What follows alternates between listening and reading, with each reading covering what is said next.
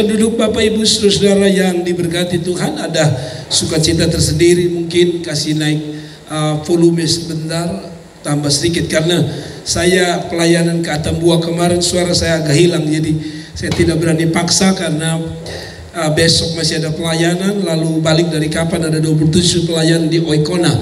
Saudara, saya kasih tema, bisa kenapa ini sudah nyala kakak? Saya kasih tema ada pesan penting sorga di balik cerita orang Majus. Ada pesan penting sorga di balik cerita daripada orang Majus. Mari kita baca, tidak usah panjang-panjang, ayat 1 dan 2 Bapak Ibu bisa lihat di layar di sini, dan saya coba bawa kita untuk bisa lihat ayat ini. Sesudah Yesus dilahirkan di Bethlehem di tanah Yudea pada zaman Raja Herodes, datanglah orang-orang Majus dari timur ke Yerusalem dan bertanya, di manakah dia raja orang Yahudi yang baru dilahirkan itu? Kami telah melihat bintangnya di timur dan kami datang untuk menyembah dia. Saudara, cerita ini adalah cerita tua, cerita yang lama, yang telah kita dengar, yang telah kita baca, dan mungkin menjadi cerita yang unik di dalam perjalanan hidup kita. Namun, pernahkah kita bertanya bahwa ada pesan apa dari cerita mengenai orang Majus ini? Saudara, Natal sebenarnya identik dengan ada pesan surga yang harus kita tangkap dalam hidup ini. Yang setuju katakan amin. Jadi saudara, Natal Anda harus tangkap pesan surga dari surga untuk kita. Tadi dikatakan ayat yang ke-1 bahwa sesudah Yesus dilahirkan di Bethlehem di tanah Yudea pada zaman Raja Herodes, datanglah orang-orang Majus dari timur dan bertanya, di manakah dia raja orang Yahudi yang baru dilahirkan itu? Perhatikan kata ini, kami telah melihat bintangnya di timur. Jadi orang Majus adalah orang-orang yang beberapa pakar teolog punya pandangan yang berbeda-beda. Ada yang mengatakan ini imam-imam orang kafir yang ada pada waktu itu, atau ada orang mengatakan ini kemungkinan raja-raja, ini petinggi-petinggi orang dari timur ini, atau orang yang saya sudah sebutkan di malam Natal kita, ini orang-orang yang ahli astronomi ya, perbintangan ya. Makanya kalau saudara lihat ada bintang itu macam-macam. Saya sendiri kan 24 Mei, saya Gemini. Gemini itu gambar apa ya? Ada yang apa lagi? Scorpio gambar apa ya? Pasti kalah jengking, saudara. Nah saudara, kemungkinan mereka ini bisa meramal orang dari tanggal lahir. Namun yang menarik adalah waktu bintang itu nyala, seolah-olah mengatakan gini, ini ada pesan ini. Ini pesan beda sekali. Ini pesan unik sekali. Ini pesan penting sekali. Gitu. Orang, kalau kita setuju bahwa mereka adalah imam kafir, bayangkan imam kafir saja menyadari ini bintang ini ada pesan khusus, dan pesan itu bukan dari raja sembarang raja. Lalu kalau kita tercebrangkan ke iman Kristen, kita tahu bahwa ini pesan ini dari surga yang berbeda sama sekali dari pesan-pesan yang lain. Yang setuju katakan amin. Nah kalau itu saudara-saudara, apa pesan surga untuk kita? Saya langsung saja pada poin pertama. Saudara, saya langsung saja pada poin pertanyaan. Ada 4 kata kerja yang saudara akan ketemu di situ. Ada 4 kata kerja yang saudara akan temukan di dalam cerita ini. Kata kerja yang pertama adalah 1. Poin yang pertama, saudara, ada pesan bahwa ketika bintang itu muncul, para Majus harus bersiap-siap untuk pergi menemukan sang raja. Dia Tuhan yang kita kenal, dia Tuhan Yesus yang mati di atas Golgota, yang menebus dosa kita. Jadi orang Majus menyadari bahwa kalau ini terjadi berarti ada sang raja yang lahir, dan mereka tahu bahwa ini raja yang berbeda. Kalau tadi saya bilang kalau mereka ini raja, bayangkan raja cari raja. Pantas Alkitab bilang Tuhan kita itu hebat. Kenapa? Karena dia raja di atas segala raja. Kalau dia Tuhan di atas segala Tuhan, ya sudah. Karena itu ada 4 kata. Pertama, pesan dari surga yang penting dari cerita ini adalah cari Tuhan. Tadi saya sudah jelaskan, kalau orang Majus itu kita setuju ada raja, orang Majus itu adalah orang pintar, orang Majus itu adalah para imam, orang Majus itu adalah orang-orang hebat, ya. Orang Majus ini juga gambaran orang kafir. Maka kesimpulan saya, Tidak boleh ada alasan apapun untuk kita tidak mencari Tuhan. Bayangkan, kalau dia seorang raja, buat apa dia cari orang lain? Toh dia raja. Sampai dia cari raja, dia menyadari bahwa dia raja tapi dia membutuhkan raja. Ini seperti presiden yang membutuhkan Tuhan. Kalau dia adalah orang pintar, maka ternyata orang pintar pun cari Tuhan. Nah, kalau dia hartawan, itu sebabnya dia kasih persembahannya cukup unik, cukup mahal, emas, kemenyan dan mur. Kalau dia orang kaya, maka dia juga mewakili kita yang diberkati oleh Tuhan. Kalau begitu kesimpulan saya sederhana, orang-orang ini sedang bicara, tidak boleh ada alasan apapun untuk tidak mencari Tuhan. Kalau saudara diberkati seperti hartawan tadi, Anda harus cari Tuhan. Kalau saudara melayani sebagai hamba Allah, Anda harus cari Tuhan. Karena para imam-imam kafir juga cari Tuhan, cari Allah mereka, maka kita juga. Kalau dia adalah ahli, orang pintar, jenius, smart, Anda juga harus cari Tuhan. Pesan Tuhan sederhana, hari Natal kita makin cari Tuhan lebih sungguh. Sekali lagi, hari Natal tidak identik dengan cari yang lain, cari Tuhan. Orang maju sudah biasa cari harta. Orang maju sudah biasa cari bintang dengan pemahaman masing-masing. Orang maju sudah biasa untuk dihormati. Tapi hari itu mereka ambil keputusan cari Tuhan. Di tengah kesibukan kita, ambil waktu untuk cari Tuhan. Sayang, sungguh sayang, saya dengan Ibu Gembala. Tadi sore kita lewat satu tempat di Ibu, kalau saudara ada di Cemara Indah, ada orang baca kamera Indah. Cemara Indah, saudara lihat ada jajanan-jajanan Natal yang luar biasa. Nah, sampai sore tadi orang masih berjubel di situ sehingga macet. Kadang-kadang saya lihat, saya bilang kasihan ya. Orang begitu cari kue, rasanya kalau kue tidak ada di atas meja itu tidak penting, atau itu begitu luar biasa. Tapi saya mau bilang sama saudara, saya kasih ingat saudara, sebagai jemaat, iya, tanggal 24 malam kita sudah ada jadwal dunia bahwa kita menyambut Natal. Ada amin. Kalau mau cari pakaian di tanggal 20 ke bawah, tanggal 24 khususkan kita cari Tuhan. Ada amin. Kalau mau bawa kue, jangan di hari tanggal 24 sampai dengan firman Tuhan mengantuk. Ada amin. Saudara, saya ingat kalau bapak saya itu kasih uang pada tanggal 24 malam. Setiap kali mau kasih kita beli sepatu tanggal 24 malam, kita cari sampai pulang sudah bisa pergi kebaktian lagi. Saya mau bilang sama saudara, ini waktu terbaik untuk cari Tuhan. Tidak ada alasan bilang bapak beta sibuk, orang maju situ sibuk. Tidak bisa bilang bapak saya ini di bidang saya, kalau saya tidak hadir tempat saya kerja tidak bisa apa-apa, saya harus datang. Orang maju sini apa yang dia tidak bisa? Semua dia bisa. Dia mewakili semua kita. Tapi dia memilih untuk cari Tuhan. Yang ayat yang katakan begini, sudah lihat ayat yang ke-1, coba next ayat yang ke-1. Dikatakan begini, sesudah Yesus dilahirkan di Bethlehem di tanah Yudea, datanglah orang Majus. Datanglah apa? Orang Majus. Siapa tadi saya bilang? Orang pintar, orang hebat, para raja. Lalu maaf kata kalau mereka benar para raja yang datang cari Tuhan. Maaf. Sekali lagi maaf, dengan rendah hati saya mau bilang sama saudara, mengapa kita yang susah ini sulit cari Tuhan? Mengapa kita hidup pas-pasan ini sulit cari Tuhan? Kalau raja yang sudah punya semua saja mereka cari Tuhan, harusnya kita lebih lagi membutuhkan Tuhan. Yang kedua, kata kerja kedua yang saya temukan langsung tidak perlu diterjemahkan. Saudara, poin yang kedua, next. Ada kata kerja kedua yaitu menyembah Tuhan. Menarik sekali ayat yang kedua. Coba baca ayat yang kedua. Dan orang bertanya-tanya, di manakah dia raja orang Yahudi yang baru dilahirkan itu? Kami telah melihat bintangnya di timur dan kami datang untuk menyembah dia. Kata kerja kedua, di hari Natal itu sesibuk macam-macam.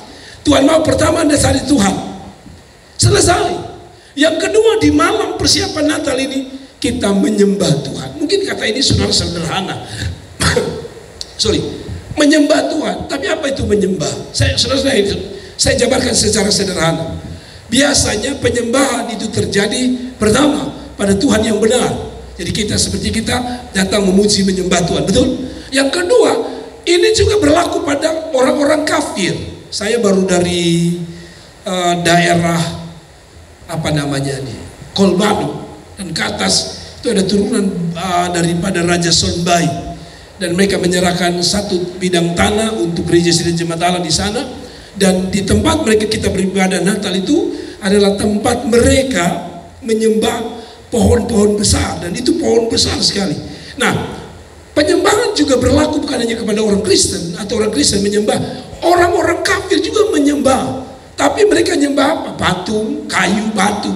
Tapi ada unsur hati yang rindu nyembah Tuhan. Jadi pada dasarnya manusia belum kenal Tuhan pun mereka sebenarnya sudah ada rasa rindu menyembah. Ya, kalau saudara cek ke saudara pembaik, nenek moyang, walaupun mereka belum Kristen, mereka sudah tahu apa itu penyembah. Kebetulan mama saya orang Sabu, dan orang Sabu yang orang bilang Jingitiu juga punya dewa, punya Tuhan, dan mereka juga persis mirip dengan kita. Mereka rindu nyembah, walaupun nanti penyembahan mereka itu beda dengan kita ya. Ada yang menyembah sambil bawa ayam kah, menyembah sambil buat apakah, tetapi ada rasa rindu menyembah itu di dunia kafir sudah ada. Nah, dalam cerita ini sekali lagi mereka datang untuk menyembah. Dan yang ketiga, biasa orang menyembah itu kepada dia yang lebih tinggi, lebih dihormati. Siapa? Raja. Jadi selain Tuhan ada yang disembah, yaitu raja. Kalau saudara belajar mengenai raja-raja Timur atau raja-raja NTT, Anda tidak boleh ketemu mereka lalu membelakangi mereka. Anda harus ketemu mereka lalu tetap berhadapan dengan mereka. Saya ingat ada cerita bahwa Raja Baun misalnya, kalau orang ketemu maka orang harus seperti ini, dan ketika dia pamit pulang dia tidak bisa balik belakang, dia harus mundur. Tanda bahwa dia sangat menghormati raja itu. Saudara, penyembahan bicara tentang tadi saya minta maaf, penyembahan bicara tentang tadi itu. Pertama, Natal itu tidak ada kesibukan lain. Surga pada waktu itu sedang memberi pesan, saya tidak butuh yang lain kecuali penyembahanmu. Surga tidak butuh yang lain kecuali penghormatan kita kepada Tuhan. Sebabnya malam Natal adalah malam kita beri hormat sanjungan yang tinggi kepada Tuhan. Kenapa? Karena 1 tahun Tuhan telah memimpin perjalanan hidupmu, dan karena kita juga telah diselamatkan Tuhan. Ada banyak berkat-berkat yang tak berkesudahan yang kita alami di dalam hidup ini. Layakkah dia dapat penghormatan? Layak. Dan di malam Natal ini mari kita sanjung dia, kita sembah dia. Itu sebabnya saya setuju ya, tradisi kita bahwa setelah pulang dari sini biasanya jemaat keluarga tetap kumpul, suami, istri, anak-anak. Untuk apa? Untuk beribadah kepada Tuhan. Untuk apa? Menyembah. Jadi penyembahan itu punya nilai-nilai. Satu, rasa hormat yang tinggi kepada Tuhan. Natal harus memberi kita rasa hormat makin hari makin tinggi sama Tuhan. Kekaguman kita kepada Tuhan makin hari harus makin lebih luar biasa. Ada amin. Sekali lagi, bukan tidak Tuhan tidak butuh talenta saudara, bukan. Bukan Tuhan tidak butuh uang kita, bukan. Bukan Tuhan tidak butuh apapun yang bisa kita lakukan bagi dia, bukan. Tetapi di malam Natal itu fokus mereka hanya satu, penyembahan. Mereka sedang bilang sama Tuhan, kau luar biasa. Tadi lagu-lagu bagus ya, kau datang sebagai manusia. Intinya tadi kalau saya boleh ambil kesimpulan song leader dan singer, angkat satu kata, puji dan sembah dia. Ada amin. Hari Natal ini kau datang bawa persembahan persepuluhan, oke. Tapi menurut saya jauh lebih daripada itu, hatimu yang mau menyembah Tuhan. Sorry saya tanya saudara, kan suara saya hilang, jelas kan saudara dengar? Saya agak susah sedikit. Nah saudara-saudara lihat, menyembah dia. Jadi bukan hanya ada unsur penghormatan, tapi ada unsur tunduk. Orang-orang yang kita sembah yaitu raja pada zaman itu harus kita tunduk. Segala titah raja harus ditaati. Orang yang menyembah Tuhan dengan sendirinya belajar untuk mentaati Tuhan. Ada amin. Saya tidak akan lama saudara. Jadi sekali lagi, dan bertanya di manakah dia raja orang Yahudi yang baru dilahirkan itu. Kami telah melihat bintangnya di timur dan kami datang untuk menyembah dia. Dengar, Natal untuk apa? Menyembah dia. Kalau Natal untuk apa? Menyembah dia. Makanya saya minta maaf, Singkirkan semua yang tidak ada hubungan dengan Natal. Saya dari pesan ini saya mau bilang, singkirkan semua yang bukan merupakan pesan Natal. Apa itu? Maaf kalau saya bicara apa adanya. Singkirkan semua. Saya bersyukur ya, saya belum dengar sampai ini detik itu apa namanya, anak-anak petasan bunyi ya. Saya bersyukur makin hari orang makin mengerti petasan penting itu berupa perayaan. Tapi biarlah satu kali dia nyala waktu tanggal nanti malam jam 12 dia nyala, dang kita senang. Tapi jangan nyalakan setiap pagi, siang, sore dan malam. Sholat saja hanya butuh 5 waktu, ya kan? Ibadah saja juga kita butuh waktu. Ini petasan Natal dan Natal pun dihantam semua. Saudara, singkirkan semua yang bukan pesan Natal. Yang setuju katakan amin. Singkirkan semua. Naik motor, kalian kota Kupang, depan pendeta ditambah gas. Seorang berkata, lu sudah pendeta. Sekali lagi singkirkan itu, tidak ada hubungannya. Ada amin. Ada amin. Natal itu bicara tentang penyembahan kita kepada Tuhan. Ada amin. Natal juga bukan hura-hura. Singkirkan semua yang hura-hura. Goyang semua di mana sampai pagi, sampai tidak ada kebaktian. Singkirkan semua. Satu fokus kita malam ini dan malam-malam selanjutnya, kita menyembah Tuhan yang hidup. Kasih tepuk tangan untuk Tuhan. Yang ketiga, pesan yang ketiga adalah mempersembahkan sesuatu yang terbaik untuk Tuhan. Tadi dikatakan bahwa ayat yang ke berapa nih? 11 sampai 11. Maka masuklah mereka ke dalam rumah itu dan melihat anak itu bersama-sama Maria ibunya. Ada orang tanya, kok ini di rumah ya? Kan selama ini di kartu Natal kandang, kok ini di rumah? Kemungkinan katanya ini anak agak besar, jadi di rumah. Awal di kandang, mungkin saja.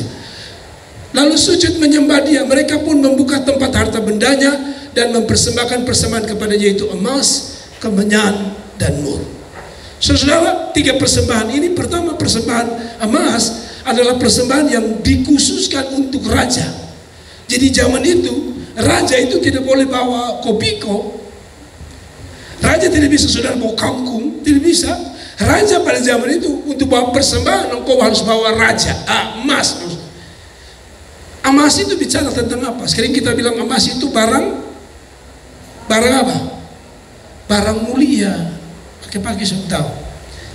Apa begitu bagaya kok orang sudah lihat di telinga ini sengaja miring kanan. Itu disebut barang mulia karena punya nilai yang luar biasa. Ya, katanya karena supaya bisa menunjukkan jarinya, sang nelayan selalu bilang, atau sang bos selalu tanya nelayan ini berapa, supaya menunjukkan berapa cincin yang dia punya. Emas itu ada kemuliaan, ada mulianya di situ. Nah, lalu kemenyan dan mur adalah 2 benda yang dipakai untuk juga mur ini.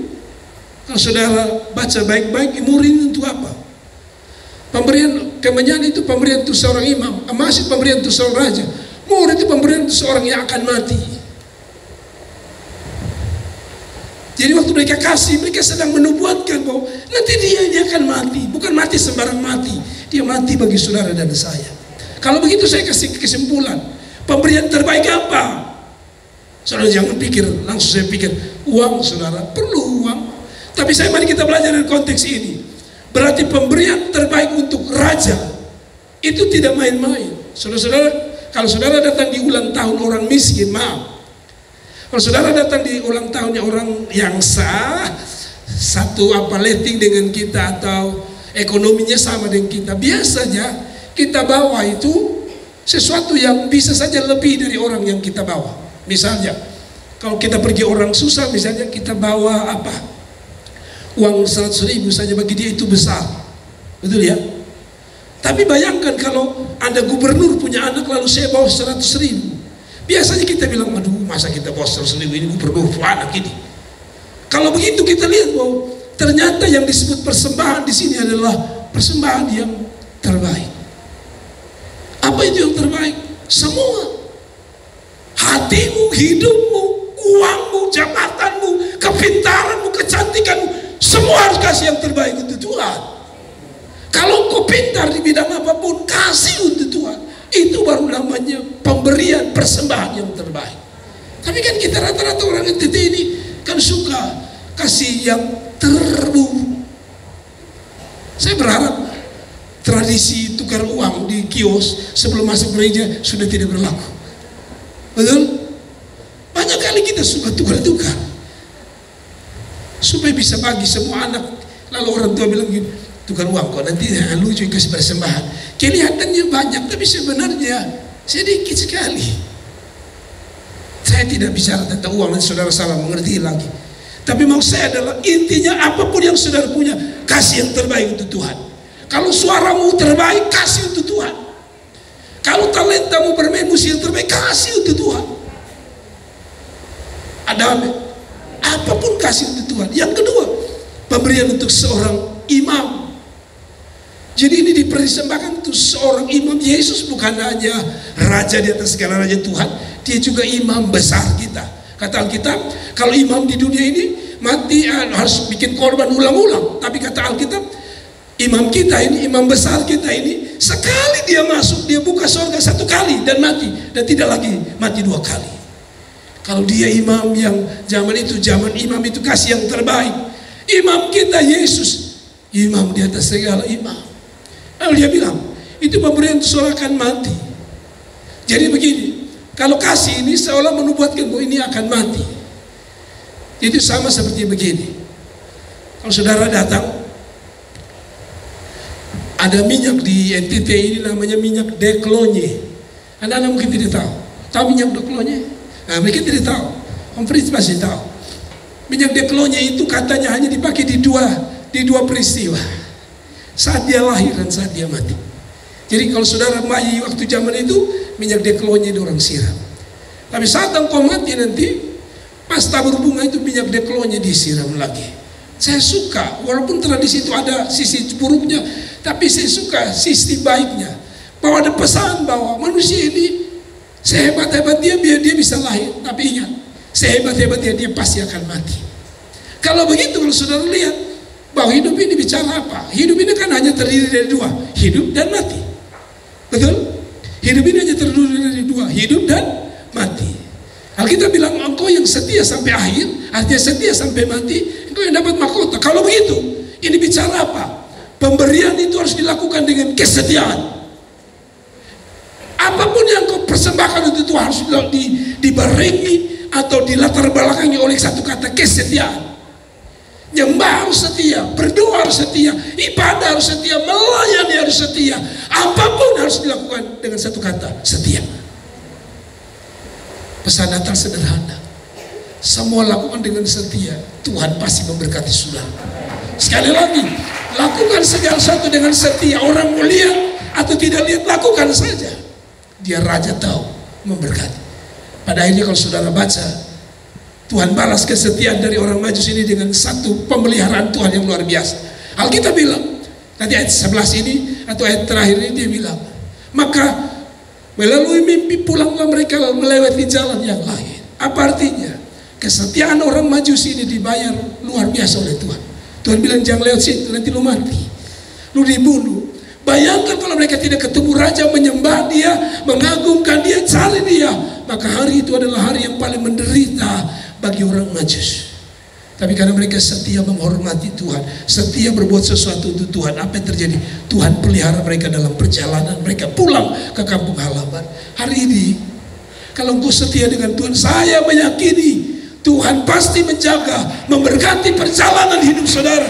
Bukan hanya di 2022, 2023. Kalau benar 2023 katanya ada resesi, bagi saudara yang setia, yakinlah Tuhan juga setia. Dan yang terakhir, saya mau tutup ini. Pesan dari surga terakhir dari cerita Majus adalah terus mentaati Tuhan. Sekali lagi yang terakhir adalah terus mentaati Tuhan. Jadi kalau saudara baca, lihat ayat 1, mereka lihat bintang langsung taat cari Tuhan.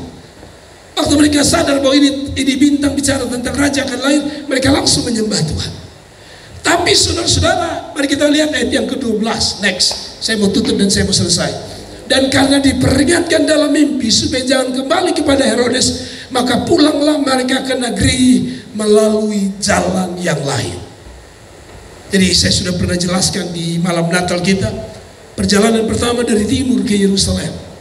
Perjalanan kedua mereka putar di tempat lain, mereka dari Yerusalem ke Mesir. Betul ya? Kalau saudara baca ayat selanjutnya, mereka putar ke Mesir, lalu lanjutkan ke Nazaret. Tidak lagi langsung pulang ke tempat mereka, mereka pulang lewat. Dapat dari mana? Pesannya sederhana, dari Tuhan.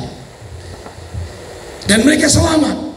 Saya tutup begini, Bapak Mama, saya omong pelan-pelan ya untuk poin ini. Saya mau bicara dari saudara dari hati ke hati sebagai seorang hamba Tuhan.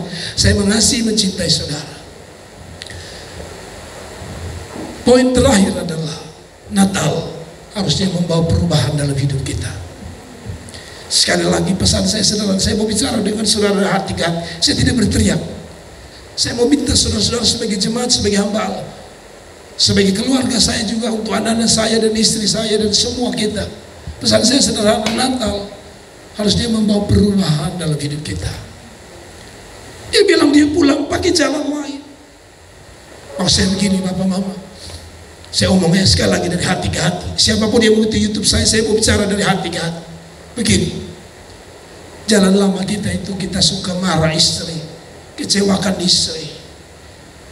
Jalan baru itu, mari sebagai suami saya ajak, pakai jalan baru, sayangi istrimu. Ada amin. Jangan pakai jaya lama, sayangi keluargamu. Kalau saudara main-main di luar sana dan meninggalkan keluargamu, saya pesan saudara pakai jalan baru. Cintai keluargamu, sungguh-sungguh cintai mereka. Amin. Saya ajak untuk kita semua, pelan-pelan saya ajak saudara, pakai jalan baru untuk mengasihi Tuhan. Kalau dulu kita kurang mencintai Tuhan, Natal 2022 akan masuk tahun 2023, kita ganti hati yang dulu kurang mengasihi Tuhan. Sekarang kita pulang dan kita bawa satu kata, Jesus, saya mau mengasihi engkau 100%. Mari kita pulang, kita robah pola yang dulu kita hidup dalam kejahatan yang menyakiti Tuhan dan mungkin menyakiti hati keluarga kita. Stop. Mari kita ganti. Dengan pulang kita mulai belajar bahwa hidup ini sementara, hanya sementara. Ada amin. Saya mau bawa pada hal praktis. Bahwa saya berharap orang menemukan saudara dan saya bahwa beda ini anak. Dulu dia kenal ini anak, tapi kita heran dia bisa berubah ya. Saya berharap bahwa Natal memberi kita pesan bahwa apapun mari kita lakukan yang lebih baik. Amin. Saya tantang para pelayan. Saya senang musik makin bagus, tapi jangan puas di situ. Kasih jalan baru lagi, yaitu musik kita makin lebih baik lagi untuk Tuhan. Amin. Semua yang kita kasih lebih baik dari jalan lama. Saya kalau lihat baju saudara, coba lihat sini. Jangan pilih saya spesial lihat saudara. Saya lihat kalau baju saudara, tidak ada baju satupun yang masih pakai dari 4 tahun, 5 tahun yang lalu. Mungkin saya lupa, tapi rasanya ini baju baru. Apa artinya? Kalau Anda bisa beli baju baru, pulanglah dengan pesan yang baru. Saya harus mengasihi Tuhan di atas segala-galanya. Mari kita bangkit berdiri, kita mau berdoa. Terima kasih kepada Tuhan bahwa Tuhan telah pimpin kita 1 tahun lamanya.